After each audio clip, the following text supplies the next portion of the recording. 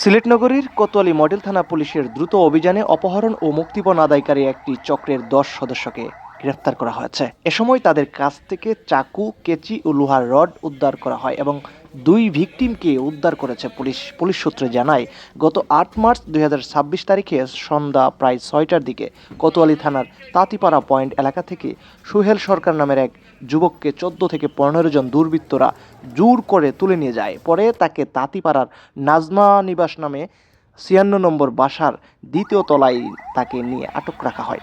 সেখানে তাকে চাকু ও কেচি দেখিয়ে ভয় দেখানো হয় এবং লোহার রড ও স্টিক দিয়ে মারধর করা হয়।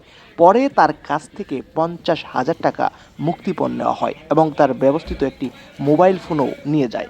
এবং এক পর্যায়ে দুর্বৃত্তরা তার পরনের কাপড় খুলে ভিডিও ধারণ করে এবং সামাজিক যোগাযোগ মাধ্যমে ছড়িয়ে দেওয়ার হুমকি দেয়। পরে বিষয়টি কোতোয়ালি মডেল থানায় জানালে থানার অফিসার ইনচার্জ খান মোহাম্মদ মইনুল জাকিরের নির্দেশনায় বন্দরবাজার পুলিশ ফাঁড়ির ইনচার্জ এসআই শহীদুল ইসলামের সঙ্গীয় ফোর্স নিয়ে অভিযান চালান। অভিযানে ওই বাসা থেকে ১০ জনকে আটক করা হয় এবং এ সময় তাদের হেফাজতে থাকা প্রবাসী জাহিদ আহমেদ নামে আরেকটি ভিকটিমকে উদ্ধার করা হয়। এছাড়া দুই ভিকটিমের মোবাইল ফোন, নগদ টাকা এবং ঘটনায় ব্যবস্থিত চাকু, কেচি, লোহার রড উদ্ধার করা হয়েছে। এই ঘটনায় জড়িতদের বিরুদ্ধে আইনগত ব্যবস্থা প্রক্রিয়াধীন রয়েছে বলে জানিয়েছে পুলিশ।